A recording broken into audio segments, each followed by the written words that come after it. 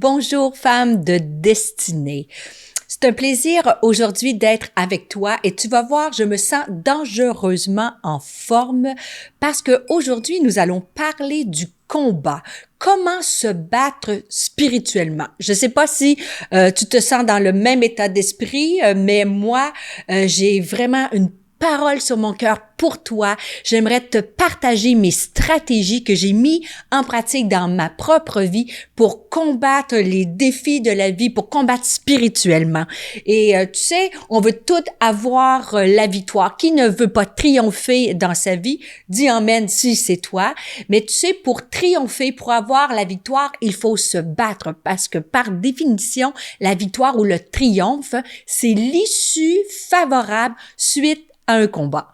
Donc, on n'a pas le choix, il faut se battre et dans plusieurs aspects de la vie. Comme tu sais, la vie n'est pas toujours facile, mais Dieu se cherche des femmes, des guerrières qui vont se lever et combattre pour obtenir la victoire. Mais sans plus tarder, avant d'aborder le sujet, comme tu peux voir qui brûle sur mon cœur, encore une fois, je veux t'inviter, te donner des outils pour aller plus loin, qui vont te propulser. Alors, je t'invite à regarder gratuitement la masterclass, les secrets de la femme heureuse. Tu peux regarder cette masterclass-là gratuitement en allant sur le lien qui apparaît au bas de la vidéo. Alors, n'hésite pas à partager non plus à quelqu'un qui en a besoin. N'hésite pas à partager les émissions. N'hésite pas aussi à me mettre des commentaires. Alors, sans plus tarder, je te parle du combat. Et en fait, Jésus nous avait averti que nous avait même prévenu que nous allons avoir à faire face à des combats. Dans l'évangile de Jean, je te lis le texte, au chapitre 16, verset 33, c'est écrit, c'est Jésus qui parle, hein, il fallait que je vous dise aussi cela pour que vous trouviez la paix en moi. Dans ce monde, vous aurez à souffrir bien des afflictions, mais courage, j'ai vaincu le monde. Alors, des fois, quand on est pris dans la lutte, ça nous ébranle, mais Jésus nous avait dit, je vous l'ai annoncé, donc, sois en paix, ça fait partie de la vie, mais ne crains pas, car j'ai vaincu le monde. Et d'un couvert à l'autre de la parole de Dieu, on voit des hommes de Dieu, des femmes de Dieu qui ont livré des combats. David, l'homme selon le cœur de Dieu, écrira dans le psaume 18, verset 35, et en parlant de Dieu, il exerce mes bras au combat, il exerce mes mains au combat. Et aujourd'hui, la bonne nouvelle, c'est que tu n'es pas seul pour combattre spirituellement. Dieu est avec toi et il va t'exercer tes mains. On va regarder justement à ces stratégies-là. Mais avant, je veux juste te parler.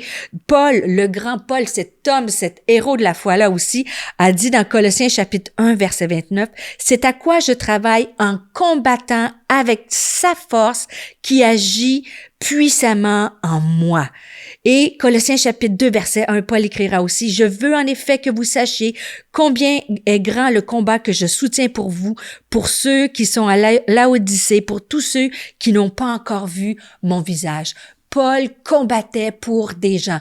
Paul combattait pour sa propre vie. Paul dira à Timothée, 1 Timothée chapitre 6 verset 12, « Combat le bon combat de la foi, saisis la vie éternelle à laquelle tu as été appelé. » Combat le bon combat de la foi.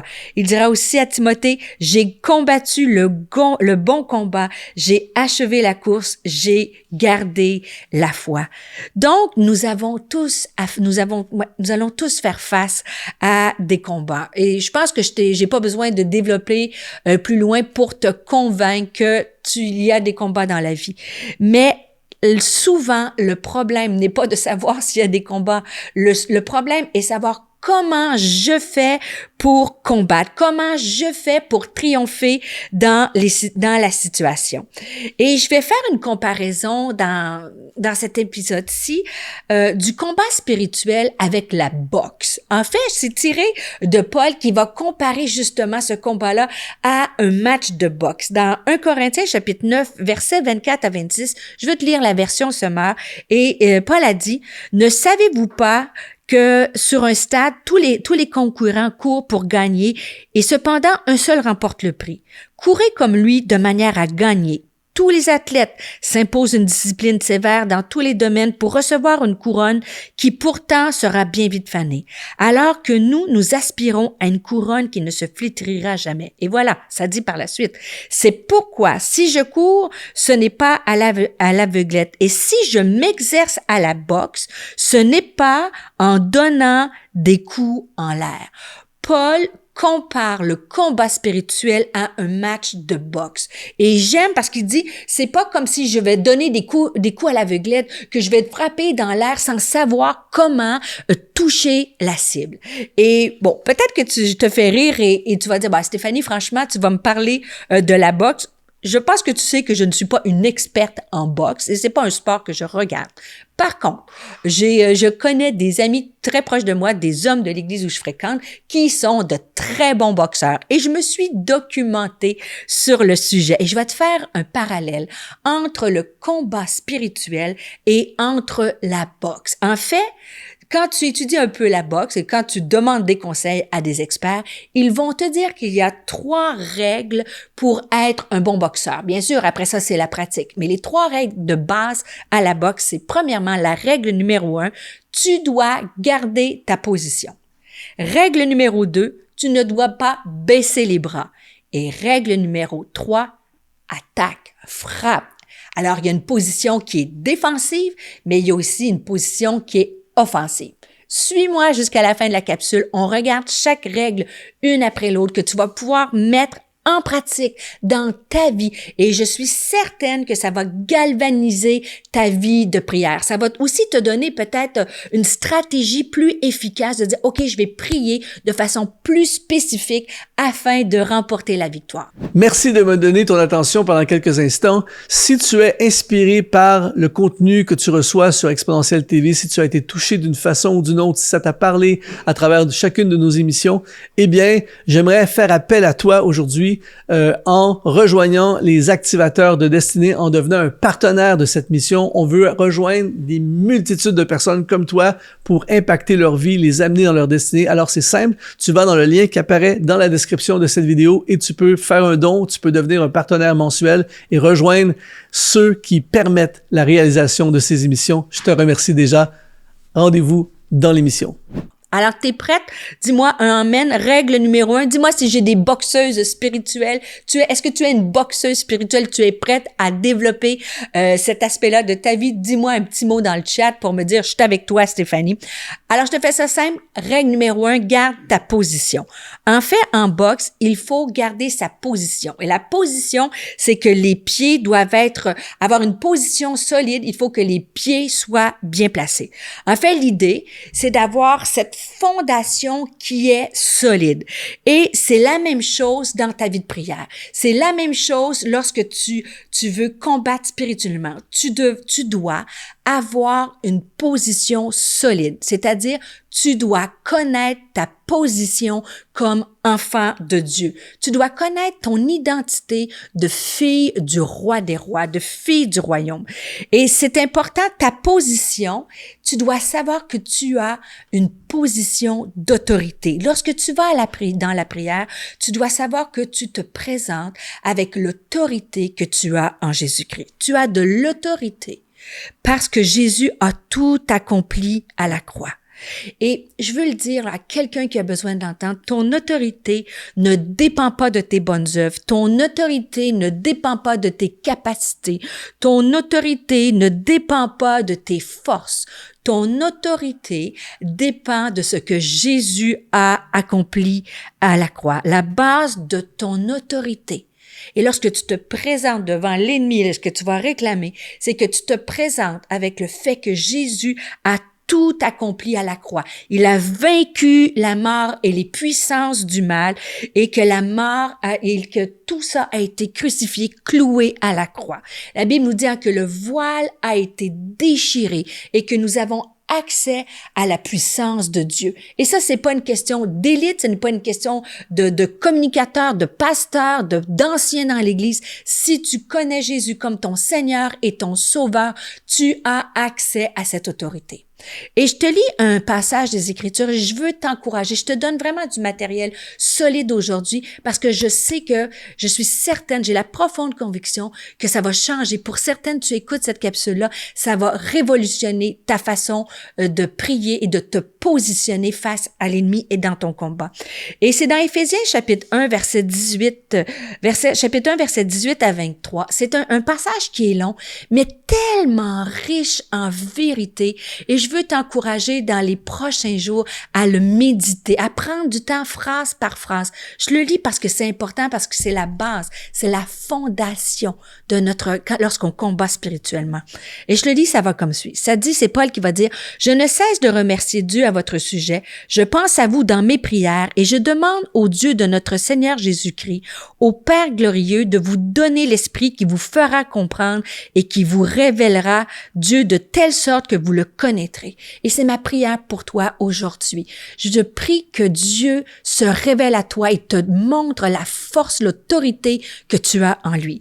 Paul dira, « Je demande que vous receviez la lumière dans votre intelligence afin que vous compreniez à quelle espérance Dieu vous a appelé et quelle est la richesse des biens magnifiques qu'il réserve à ceux qui lui appartiennent et de quelle puissance extraordinaire il dispose pour nous les croyants. » Tu disposes d'une puissance exceptionnelle. Tu sais pas, hein? Tu es aussi dangereuse dans le royaume des cieux. Tu es dangereuse pour gagner des combats. Et le texte nous dit, cette puissance est celle-là même que Dieu a manifestée avec tant de force quand il a ramené Christ de la mort à la vie et l'a fait siéger à sa droite dans le monde céleste.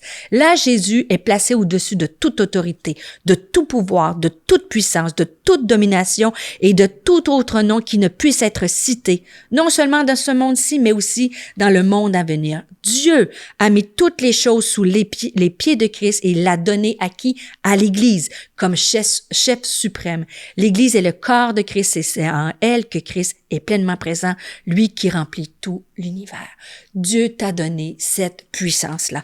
Donc, garde ta position. Si pour combattre, connais ta position et tu as de la puissance parce que Jésus a accompli à la croix. Mais tu as aussi de la puissance par le Saint-Esprit. Je développerai pas, mais dans Acte 1, chapitre 1, verset 8, ça nous dit, mais vous recevrez une puissance, le Saint-Esprit, le pneuma de Dieu, survenant sur vous et en vous. Alors, quand tu te présentes dans la prière, présente-toi avec l'autorité que tu as en Jésus-Christ et avec la puissance du Saint-Esprit qui est en toi.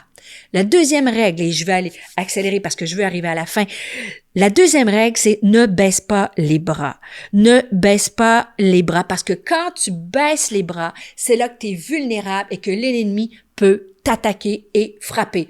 Uppercut, c'est là que tu peux avoir des coups. Alors, garde tes bras hauts. Et c'est un principe qu'on voit dans la parole de Dieu parce que Moïse, on le sait, quand il était face aux Amalécites et qu'il y avait un combat, à livrer, ça nous dit que lorsque Moïse baissait les bras, il perdait la guerre. Mais lorsqu'il gardait les bras levés, il combattait et il remportait la victoire. Alors, je veux t'encourager aujourd'hui, ne baisse pas les bras dans ton combat. Qu'est-ce que ça signifie clairement de baisser les bras, en fait? Quand tu regardes, et quand je te dirais, parce que on voit, le combat spirituel, c'est pas être dans le déni et pas de constater qu'il y a des forces opposées, qu'il y a des défis qui sont majeurs. On vit dans la réalité. Mais lorsque tu baisses les bras, c'est que lorsque tu es paralysé par les impossibilités, lorsque tu es paralysé par l'ampleur de la situation, et cela peut arriver. Mais demande à Dieu aujourd'hui de t'aider à relever, comme David l'a écrit, il ceint mes forces au combat, que aujourd'hui Dieu peut relever tes bras afin que tu puisses te protéger.